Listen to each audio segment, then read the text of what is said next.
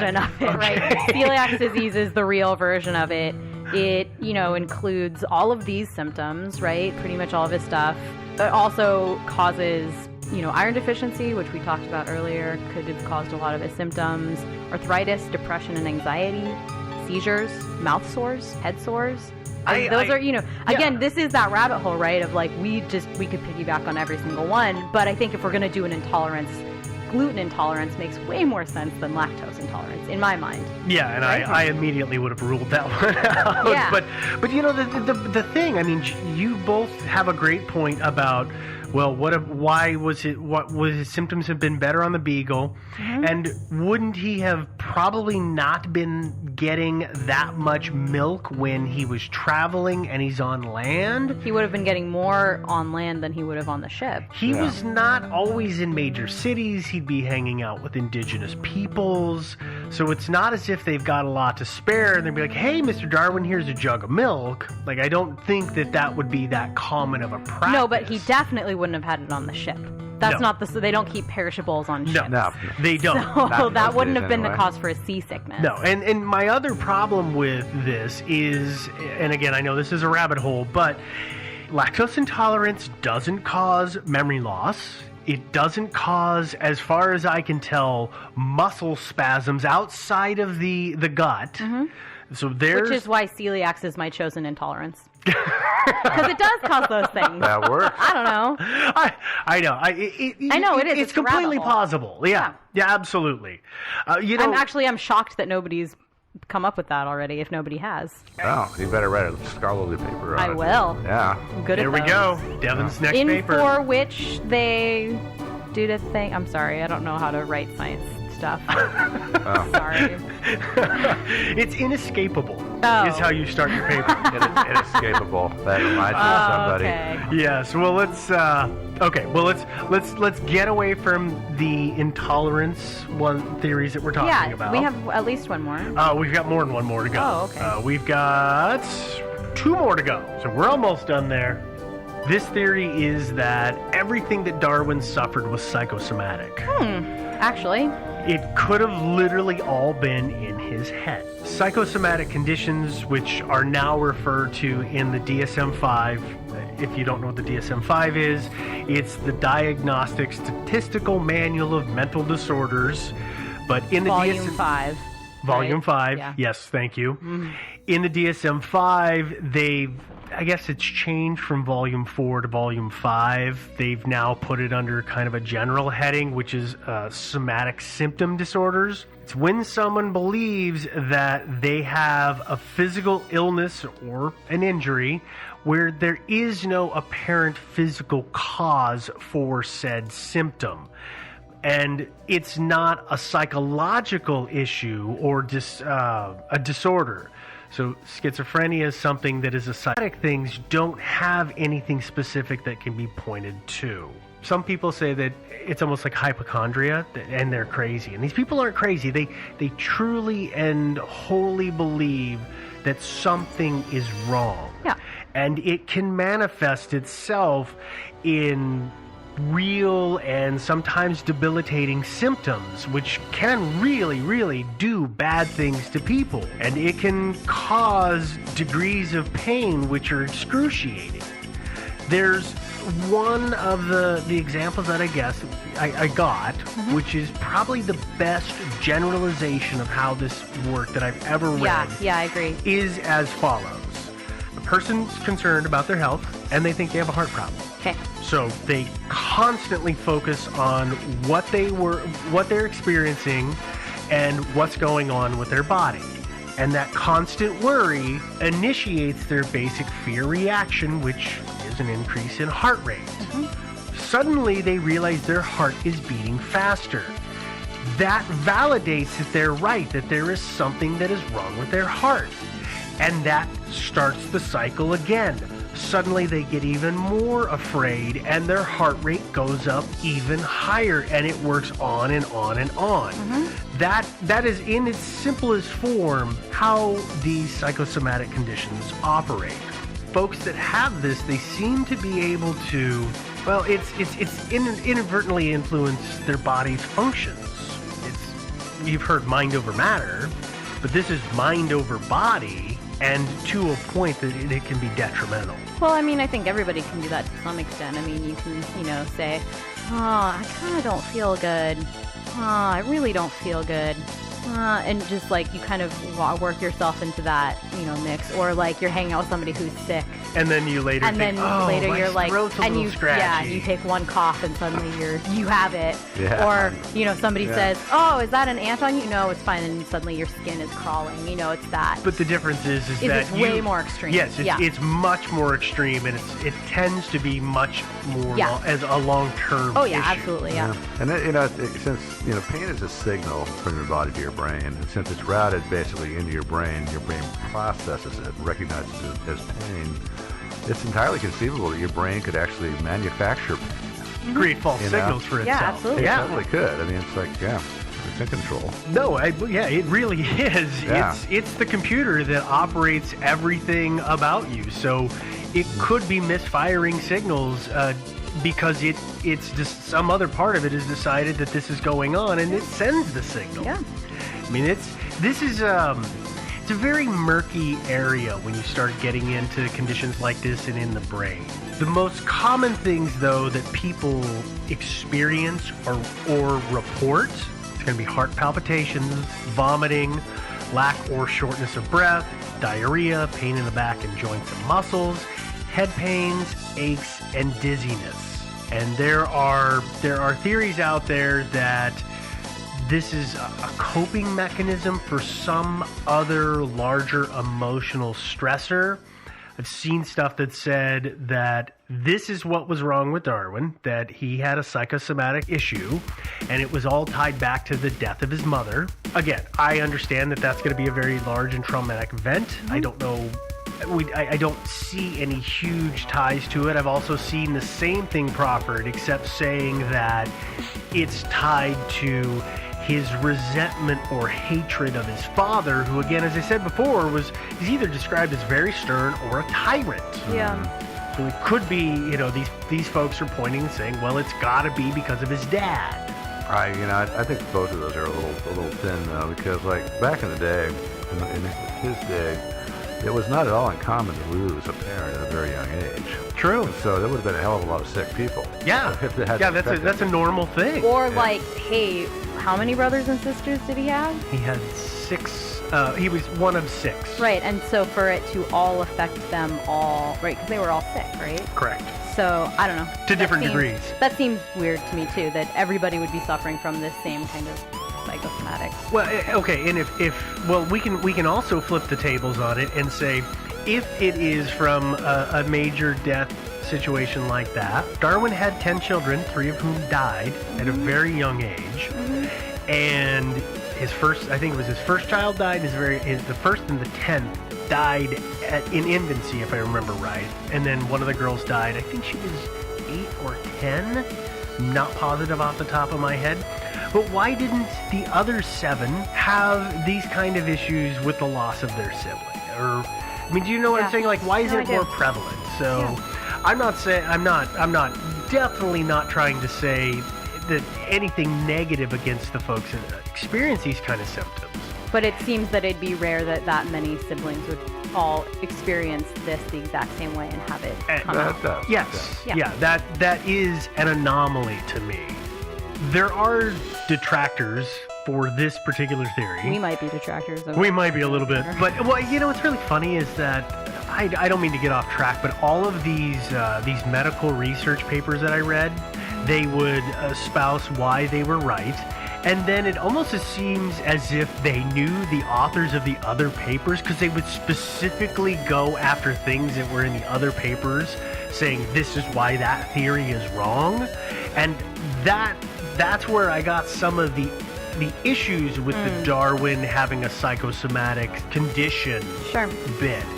And I'll just summarize it here, which is, people say, well, he couldn't have had that because if it was that, then stress situations for his work should have been much worse, and it should have almost prevented him from working. One of the things that's pointed out is that he never had a quote-unquote attack problem when he was writing On the Origin of Species, which I don't buy because it took him 8 years to write the damn thing. Yeah. So I don't know how they validate that. There is some evidence that says that he did have stressful situations, but they say it wasn't, is when he wrote his work on corals, which took him, I believe it was 3.5 years. He was only working on it, 23 months out of that time, and investigating corals wasn't all that confrontational, whereas on The Origin of Species, I mean, that was going to cause a poop storm. Yeah. He was basically killing God and everything that we knew about science up to that date with that theory. Well, I don't think it really kills God, actually. But, well, there's unless you're a creationist, of course. But no, there's actually a lot of good stuff about he and his wife and their debates on God and stuff like that, and what his theory had on it. But that's that stuff's out there and really good, and we're not going to go into that. I guess my question would be, did he have really big episodes when his kids died? Like, is there a correlation there? Because that's a pretty big stressful thing. And is that documented? I do know that Darwin suffered greatly after the death of his daughter.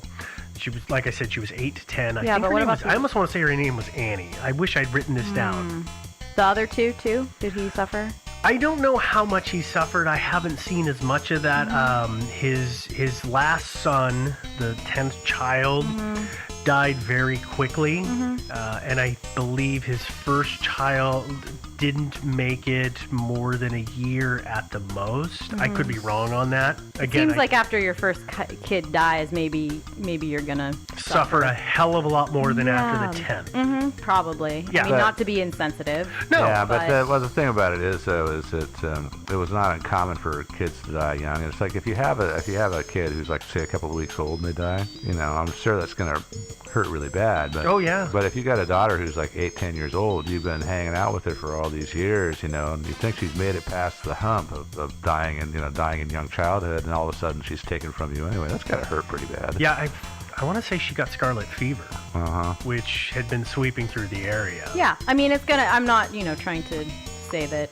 No, we're not downplaying the effects of that. But I think it does make sense to me that, those would be documented cases. But I just don't think this is a good theory anyway. I gotta say he's not on board with a psychosomatic condition. No, me neither. I just say his offspring had a pretty good survival rate for those days. Yeah. They really did. Yeah, 7 out of 10, that's 70%. That was pretty good. That's good for that era, you're right.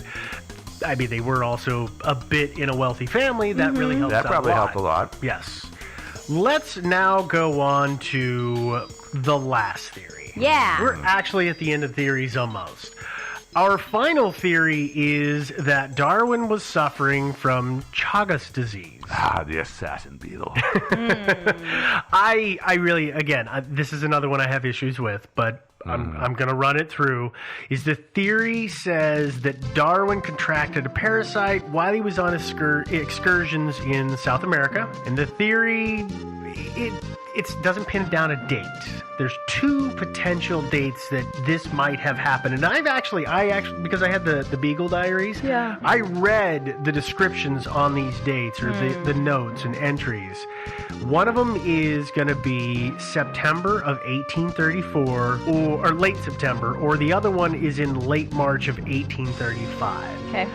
The 1834 date works for me because Darwin describes a lot of symptoms of illness that could corroborate with this. The 1835 date gets brought up because, lo and behold, the bug itself is mentioned in his writings. There was a swarm of locusts, and then later on he says a bug bit him, and he thinks it was this bug. What is this bug? Well, this bug is called, it can be called the kissing bug or the assassin bug, but if Darwin, he misnamed it. He got the name wrong in his diaries. Oh. It's the Benchuca bug.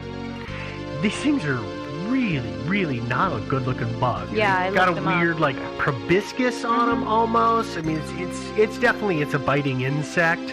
they're kind of like a flea or a tick in terms of they live off of the blood of other animals. Problem is, they also have a tendency to pack around a parasite.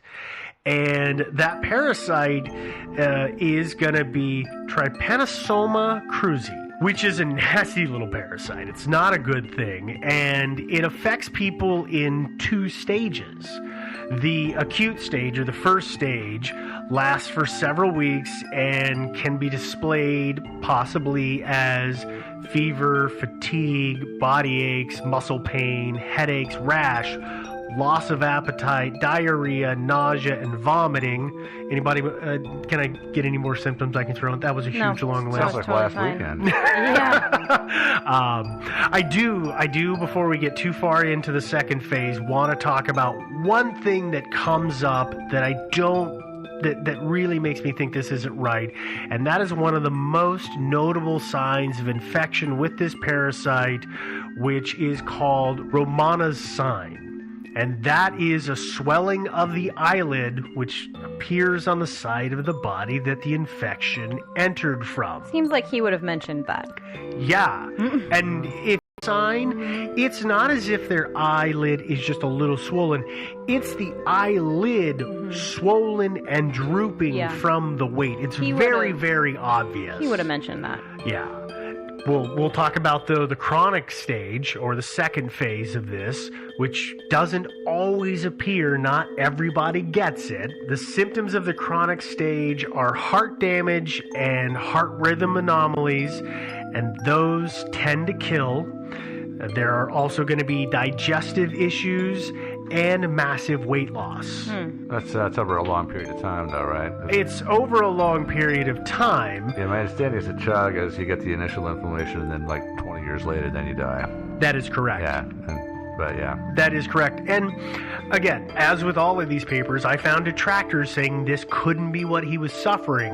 One of them specifically says that Darwin began showing signs of the chronic phase 4 years after 1835, so in 1839, though they never say specifically what it is they're referencing that he was showing that told them that he was getting it so early. But I do agree that I don't think that this is what's going on, because if he had this parasite, it knocks about, if you live a long time, it'll knock 10 years off your life, and it causes major, major heart problems. Yeah. And you suffer major heart problems for quite a while. I mean, swelling of the heart, that slows you down, and really you're bedridden. Yeah. You can't do anything. Yeah. Which doesn't match up with what we know about Darwin. And he was out climbing rocks and hiking and doing things like that. If he had a heart condition, I don't see him doing that. Yeah, I agree. Well, the thing is, too, is, again, what I know about Chagas is that if he had it, he got it at such a young age, he would not have lived to be 73 if he actually had it. Exactly. There's no he way. would have been 23, 24. He would have died in his 40s, or maybe his 50s. He No. wouldn't have lived 40, 60 years with it, or 40 or 50 years with it. So that's my problem with it. Okay. I agree. Yeah. Believe it or not, thank God, we don't have any more theories on this. That's true. I don't want to list off any more symptoms, because I think I have them all now. I am ready to diagnose the patient. Yeah. Okay, Dr. Joe. Yeah. Put on your stethoscope and let's have it. Yeah, I am going to go with Crohn's disease for 100 points, and I prescribe 2 aspirin. Good luck. How about you, Dr. Devin? I think Crohn's disease, I think the thing that I push the most for is that he definitely had anemia. In my mind, he definitely had anemia. What caused that? I don't know. Crohn's disease? Maybe. Celiac disease? Maybe. He was just iron deficient or B12 deficient. Bad diet? Bad diet, yeah. Totally possible. It happens. Are you going to prescribe anything? A steak. A steak? Okay. Yeah, big juicy steak. Actually, cream of wheat is great if you're iron deficient. Yeah, also Really? true. It really has huge levels of iron in it. Yeah. Oh, I didn't know that. Yeah. I personally, I don't know that any of these are right. I think that it's kind of, as I've done this before with most stories, I think it's kind of a combination. I think that Darwin probably did have some mild intestinal issue.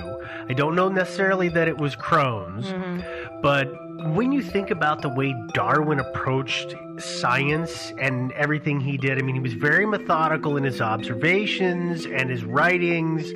He really, really focused and thought and spent a lot of time observing it and just going over it and over it and over it.